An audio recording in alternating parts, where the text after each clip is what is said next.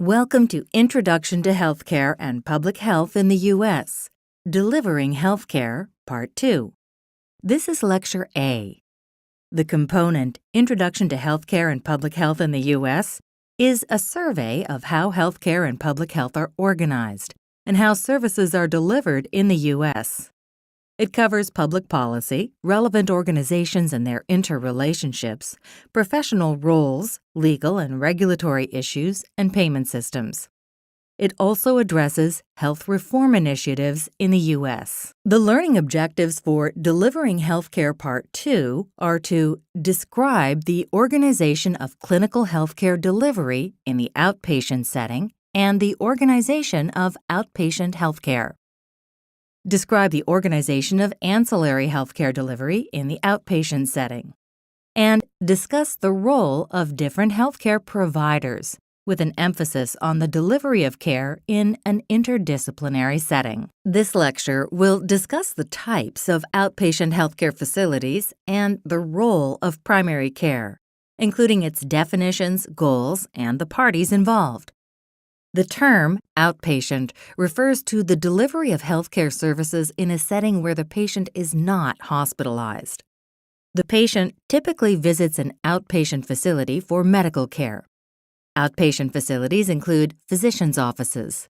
These offices may provide primary care or specialty care, and they may also be single specialty offices or multi-specialty offices. A specialty is a branch of medicine that focuses on a particular area of expertise. In a single specialty group practice, all the providers are in the same specialty, for example, internal medicine. In a multi-specialty practice, the providers have different specialties. For example, a multi-specialty practice may house specialists in internal medicine, gastroenterology, general surgery, and orthopedic surgery within the same group. They all share office space, and they may also share office personnel. Outpatient facilities also include dental practices, and these may be the offices of general dentists or dentists who are specialists.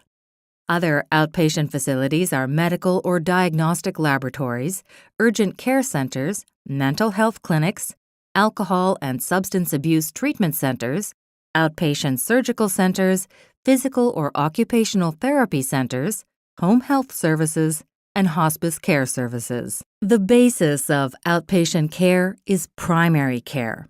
Some medical specialties are designated as primary care specialties, including family medicine, general internal medicine, general pediatrics, and obstetrics and gynecology. However, physicians are not the only providers of primary care. Primary care is also provided by nurse practitioners, physician assistants, and other mid-level providers. Primary care may also be distinguished by the fact that it is an ambulatory model of care as opposed to an inpatient model of care. Primary care may also be described in terms of level of care. Primary care is considered the entry point to the healthcare system. Primary care is provided outside the hospital and is typically referred to as outpatient care or ambulatory care. Other care levels include secondary care and tertiary care. Secondary care is inpatient care provided by community hospitals. Tertiary care is inpatient care provided by medical centers and teaching hospitals. Primary care can also be defined as a strategy for organizing the healthcare system as a whole. For example, primary care places a greater emphasis on community-based healthcare. Healthcare that is provided in the community is generally less costly than care provided in secondary and tertiary hospitals. Current care improvement goals include a focus in providing high-quality care in the outpatient setting so patients are healthier and less likely to need intensive acute care medicine. This figure shows the patient-clinician relationship and the interdependence of the constituents in primary care. At the center of the figure are intersecting circles representing the clinician and the patient and demonstrating the centrality of the patient-clinician relationship. The clinician is part of a team that delivers healthcare, and the team functions within an integrated delivery system, as shown by the circles to the left of the figure. The patient is nurtured by family and exists within a community, as shown by the circles to the right of the figure.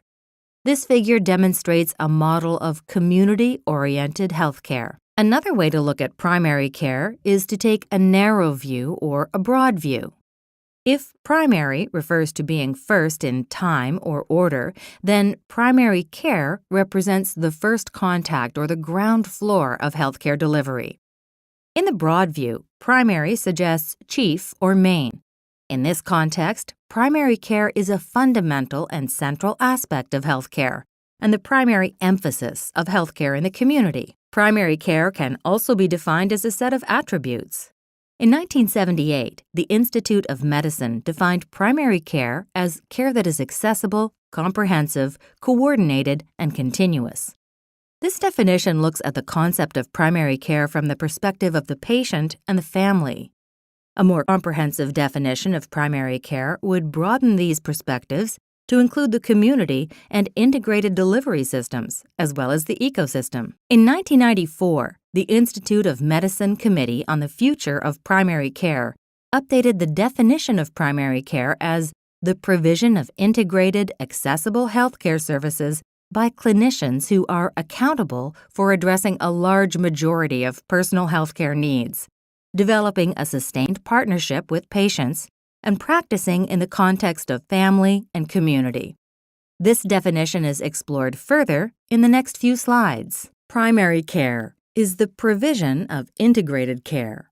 Integrated care refers to services that are comprehensive, coordinated, and continuous. Comprehensive care means that healthcare services address any health issues that the patient may experience throughout his or her life, from birth to death. Coordinated care ensures that combinations of healthcare services and information are processed in a fashion that meets the needs of the patient. It also suggests that there is a connection or ordering among these services, including the resources that are available within the community.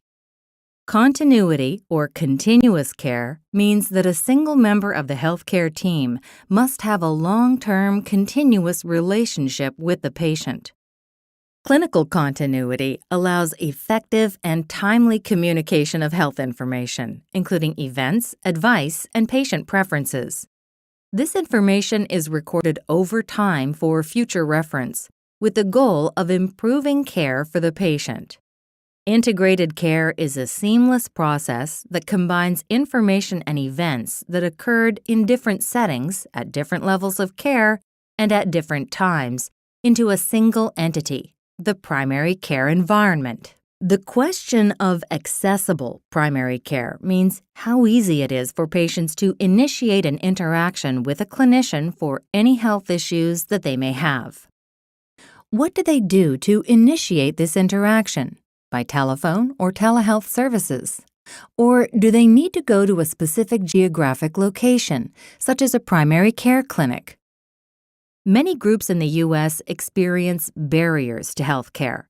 These barriers may include geography, culture, language, financial issues, and even administrative hurdles. Accessibility is a measure used to delineate the efforts that have been made to eliminate these barriers. In short, primary care is a broad array of healthcare services performed by healthcare professionals for the purpose of promoting, maintaining, or restoring health. As illustrated in a previous slide, the clinician-patient relationship is at the center of the primary care universe. But what is a clinician and what is a patient? A clinician is an individual who has a recognized scientific knowledge base and has the authority to direct the delivery of health services for patients. A patient is an individual who interacts with a clinician because he or she is ill or is simply interested in health promotion and disease prevention. The primary care model entails a sustained partnership between the patient and the clinician. When the patient comes in to see the clinician, a relationship is established. There is a mutual expectation that the relationship will not only continue over time, but will also develop aspects of trust, responsibility, and respect. As the relationship between the patient and the clinician develops over time, the primary care model mandates accountable care.